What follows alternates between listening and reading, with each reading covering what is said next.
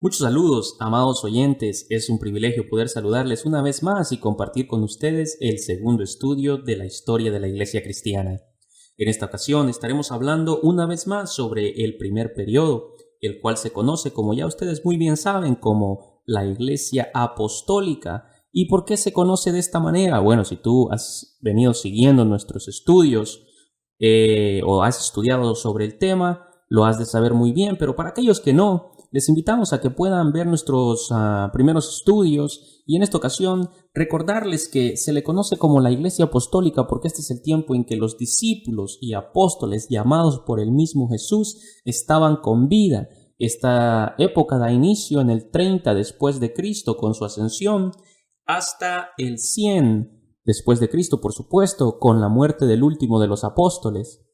Este día estaremos entrándonos en una etapa de la historia de la Iglesia cristiana que, a pesar de que solo abarca aproximadamente 15 años, del 35 después de Cristo con la muerte de Esteban hasta el 50 con lo que fue el concilio en Jerusalén, de lo que estaremos hablando más adelante. Esta etapa es de suma importancia, pues es en estos años que se discutió y se tomó una decisión sobre el gran tema del cristianismo, si habría de predicarse únicamente a los judíos, ya sea de nacimiento o por adopción, o habría de llegar a ser una iglesia la cual abriría sus puertas para todo el mundo. De eso estaremos hablando en esta ocasión, de la expansión de la iglesia cristiana, cómo empezó a expandirse. Bueno, al inicio de esta etapa, el evangelio estaba limitado a la ciudad de Jerusalén y sus alrededores. Cada miembro era israelita de nacimiento o por adopción, como mencionamos antes. Pero déjame adelantarte que para los finales de este periodo ya habían iglesias cristianas muy bien establecidas en lo que es Siria, Asia Menor, incluso ya comenzaban a extenderse hacia Europa. Ahora vamos a ver las etapas de este movimiento de la expansión de la iglesia. ¿Qué te parece? Y como podemos leer en el libro de los Hechos, capítulo 6, en la iglesia de Jerusalén surgió una queja en la distribución de los fondos para los pobres. Este reclamo consistía en que las familias de los griegos o helenistas estaban siendo descuidadas en comparación a las familias de los hebreos. Los apóstoles muy sabiamente convocaron a la iglesia a una asamblea donde propusieron que se eligiera un grupo de 7 varones para encargarse de este servicio de una forma igualitaria y eficiente. Si gustas acompañarme al libro de los Hechos, capítulo 6, en su verso 1 en adelante, Hechos, capítulo 6, verso 1 hasta el 5. Vamos a dar lectura a la palabra del Señor. Lo hacemos para la gloria del Padre, del Hijo y de su Santo Espíritu. Dice su letra: En aquellos días, como creciera el número de los discípulos, hubo murmuración de los griegos contra los hebreos, de que las viudas de aquellos eran desatendidas en la distribución diaria. Entonces los 12 convocaron a la multitud de los discípulos y dijeron: No es justo que nosotros dejemos la palabra de Dios para servir a las mesas. Buscad pues, hermanos, de entre vosotros a 7 varones de buen testimonio, llenos del Espíritu Santo y de sabiduría, a quienes encargaremos de este trabajo, y nosotros persistiremos en la oración y en el ministerio de la palabra. Agradó la propuesta a toda la multitud y eligieron a Esteban, varón lleno de fe y del Espíritu Santo, a Felipe, recuerda estos nombres, Esteban y Felipe, porque estaremos hablando sobre ellos más adelante, a Prócoro, a Nicanor, a Timón, a Parmenas y a Nicolás, prosélito de Antioquía. Como podemos ver, todos estuvieron de acuerdo y se adoptó este plan de elegir 7 varones, de entre los cuales el primer nombrado es Esteban, hombre lleno de fe y del Espíritu Santo, nos dice la palabra, quien, aunque fue escogido para un trabajo específico de la distribución de los fondos para los pobres, pronto llamaría la atención como predicador y gran defensor del Evangelio de Cristo, sin importarle la situación adversa en que esto lo pondría, como podemos apreciar en el libro de los Hechos, capítulo 6, verso 8 en adelante, que nos relata: Y Esteban, lleno de gracia y de poder, hacía grandes prodigios y señales entre el pueblo. Entonces se levantaron unos de la sinagoga llamada de los libertos y de los de Cirene, de Alejandría, de Cilicia y de Asia, disputando con Esteban, pero no podían resistir a la sabiduría y al espíritu con que hablaba. Entonces sobornaron a unos para que dijesen que le habían oído hablar palabras blasfemas contra Moisés y contra Dios, y soliviantaron al pueblo, a los ancianos y a los escribas, y arremetiendo le arrebataron y le trajeron al concilio, y pusieron testigos falsos que decían: este hombre no deja de hablar palabras blasfemas contra este lugar santo y contra la ley. Bueno, y como muchos de ustedes ya conocen la historia, Esteban terminó siendo apedreado mientras decía: Señor Jesús, recibe mi espíritu. Y la palabra nos dice que durmió. Dormir, amados, es el término empleado en las Escrituras para aquellos que fallecen en el Señor, y de esta manera Esteban se convirtió en el primer mártir de la historia cristiana. Ahora quiero que me acompañen a Hechos capítulo 8 desde el verso 1, dice la palabra del Señor. Y Saulo consentía en su muerte. Este es otro nombre muy importante que deben recordar porque estaremos hablando de él más adelante.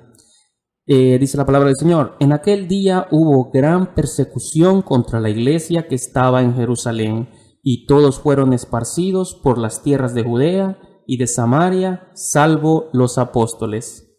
Así es. Estimados oyentes, recuerdan que en la lección anterior mencionamos que el único defecto de la iglesia en los primeros años era que no salían a evangelizar. Tenían falta de celo misionero, pero que hubo un hecho que marcó el cambio. Bueno, pues esto fue lo que ocurrió. La iglesia empezó a ser perseguida. Ahora vamos a hablar sobre Saulo, quien era un joven de Tarso, educado bajo el gran Gamaliel, un rabino acreditado por la ley judaica. El mismo Saulo que leímos anteriormente, que consistía y fue partícipe del asesinato de Esteban, se dio a la tarea de encabezar una terrible persecución contra los seguidores de las enseñanzas de Cristo. Ataba, azotaba, incluso arrestaba tanto a hombres como a mujeres. Y fue durante este tiempo que aquella congregación de cristianos que se reunían en Jerusalén fue dispersa a otros lugares a causa de la persecución. Sin embargo, a donde quiera que iban, ya sea a Samaria, Damasco y aún a tierras más lejanas, cada uno de ellos se convertía en un fiel predicador del evangelio y establecían iglesias a donde quiera que iban. Así que de esta manera, el fiero odio, por así decirlo, de Saulo contra los cristianos, ese odio erróneo que tenía, se constituyó en un hecho de beneficio para la propagación del evangelio y la expansión de la iglesia. Pues recordarás, estaban todos muy cómodos en Jerusalén y se reunían para alabar al Señor y tenían todas las cosas en común, pero no estaban saliendo a evangelizar.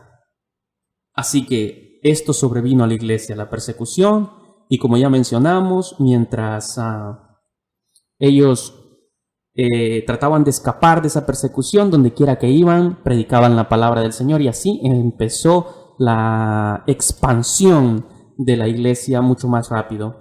Entre los que huían de la persecución, la Sagrada Escritura nos menciona a Felipe. Sí, ¿recuerdas? Uno de los 7 que fue elegido juntamente con Esteban para el propósito de la administración de los fondos a los pobres.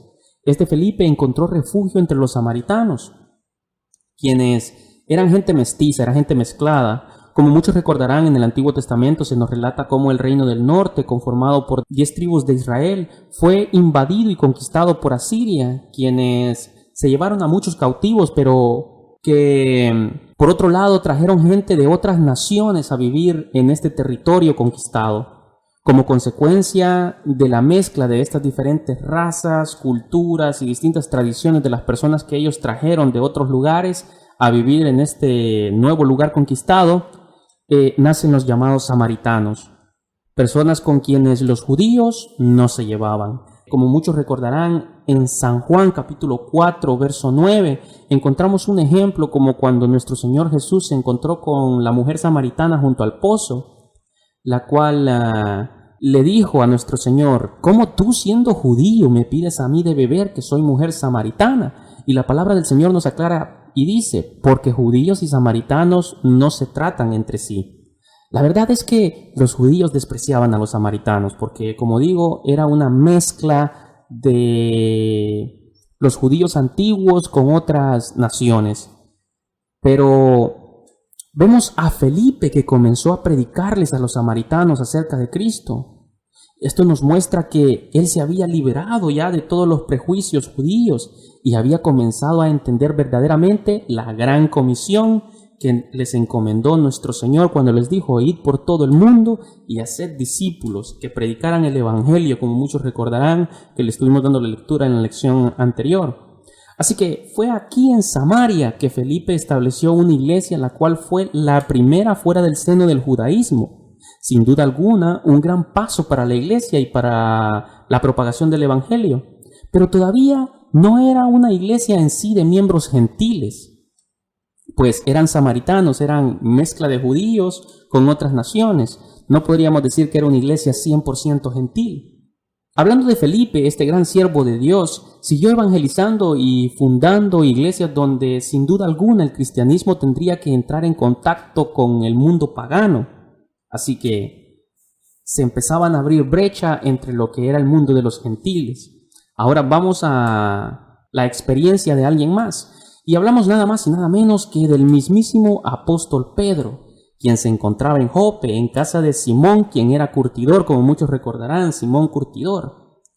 Aquí el apóstol tuvo una visión de un gran lienzo que descendía del cielo, en el cual había toda clase de animales, y mientras tenía esta visión, Pedro escucha claramente una voz que le dijo: lo que Dios limpió, no lo llames tú común.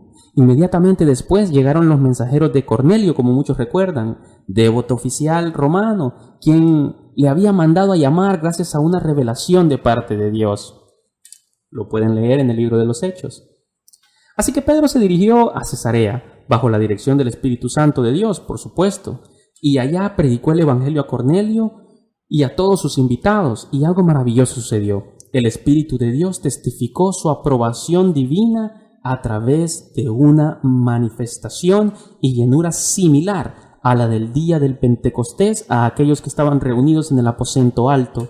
De esta manera, muchos judíos dieron su aprobación para que el Evangelio fuera predicado a los gentiles y se les aceptara como miembros de la iglesia. Estamos hablando que Cornelio era romano, no era judío, y los que estaban allí con ellos.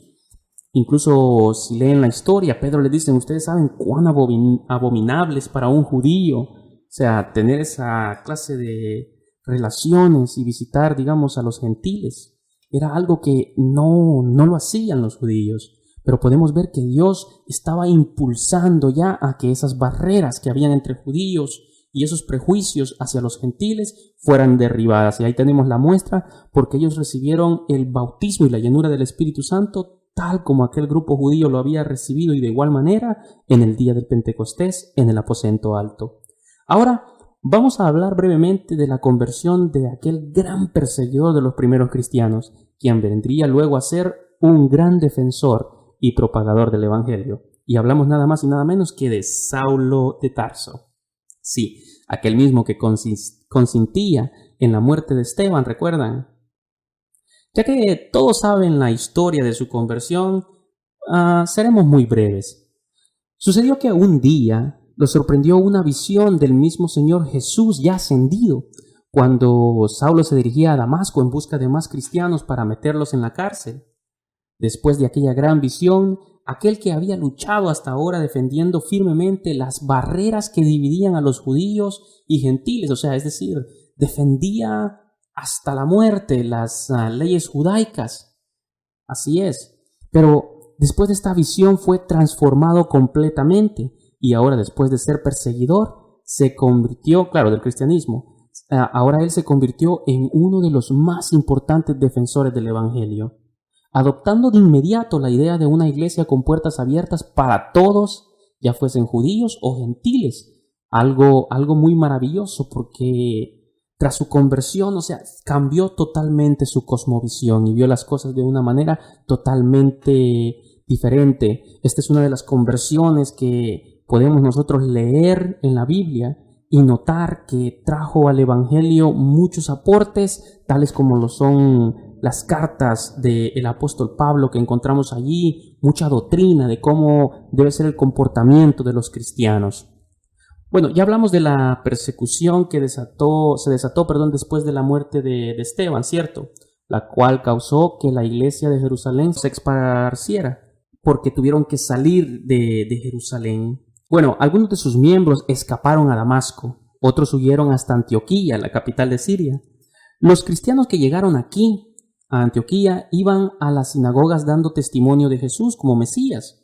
En estas sinagogas había un lugar separado, o sea, estaba dividido este lugar para los adoradores gentiles, que cuando escuchaban el evangelio de Cristo rápidamente abrazaban esta nueva fe. De manera que en esta ciudad se formó una iglesia donde judíos y gentiles adoraban juntos, disfrutando de los mismos privilegios. O sea, se miraban todos por igual, estaban juntos en armonía, alabando y glorificando el nombre de Dios.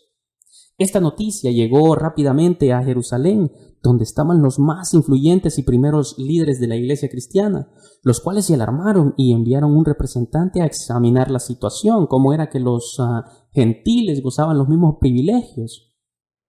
Pero por suerte enviaron a Bernabé, hombre lleno del Espíritu Santo y de mente abierta, que al ver lo que estaba sucediendo se regocijó, porque la gracia de Dios era derramada en aquella iglesia. Este les animó a que continuaran firmes y unánimes en la palabra y en la fe en Cristo. Luego él se fue a Tarso a traer a Pablo, antes conocido como Saulo, el perseguidor, ¿recuerdan? Saulo de Tarso. Bueno, aquí vemos a Bernabé, lo pueden leer ustedes también en el libro de los Hechos, que él se va y trae a Pablo y estuvieron con ellos regocijándose y hablando de las maravillas de Dios, alabando a Dios. La iglesia en Antioquía se elevó en prominencia a tal grado que fue aquí donde por primera vez, esto es importante, es aquí donde por primera vez se les llamó cristianos a los seguidores de Cristo. ¿Cómo ves? Si ya lo sabías, bueno, y si no, pues para que te des cuenta, es aquí en Antioquía donde esta iglesia se había elevado, o sea, era reconocida por todo el que pasaba, por todo el que vivía en aquella ciudad. Era muy reconocida por esos cristianos fervorosos en alabar a Dios y en ese amor fraternal.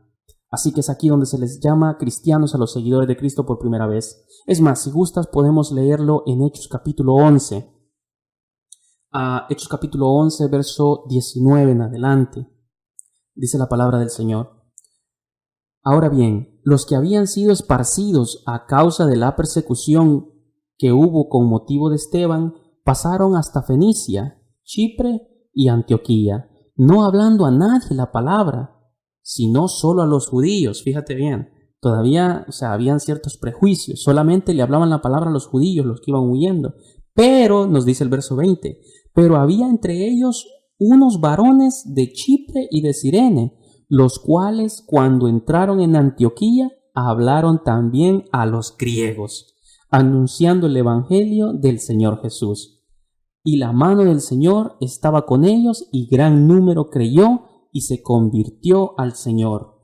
Llegó la noticia de estas cosas a oídos de la iglesia que estaba en Jerusalén y enviaron a Bernabé que fuese hasta Antioquía.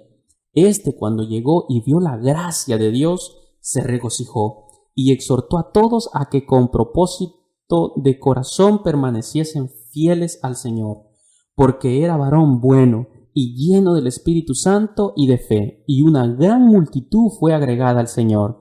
Después fue Bernabé a Tarso para buscar a Saulo, y hallándole le trajo a Antioquía, y se congregaron allí todo un año con la iglesia, y enseñaron a mucha gente, y a los discípulos se les llamó cristianos por primera vez en Antioquía.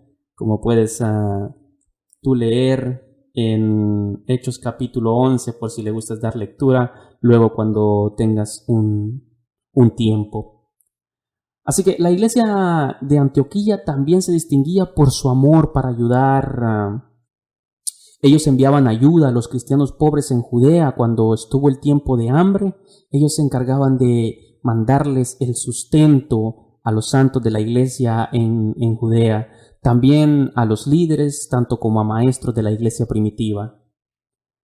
Bueno, en este punto, los miembros gentiles que habían en la iglesia eran únicamente los que se acercaban y pedían su admisión. O sea, ellos se acercaban y ellos pedían ser parte de aquello. Pero llegó el día en que aquí en esta iglesia de Antioquía, bajo la dirección del Espíritu Santo, se nombraron a 2 de los líderes más prominentes para partir a tierras lejanas en la misión de evangelizar. Así es aquí donde Dios dice: apártenme a Saulo y a Bernabé para el propósito que les he llamado. Así que se toman a estos 2 líderes y se toma, la decisión, y por voluntad de Dios ellos son apartados, y es aquí donde se decide que los enviarán a tierras lejanas con la misión de evangelizar.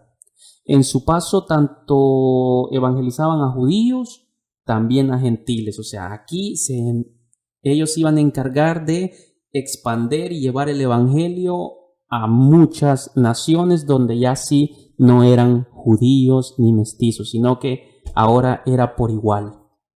Iban a hablarles las buenas nuevas del Señor a gentiles y a judíos.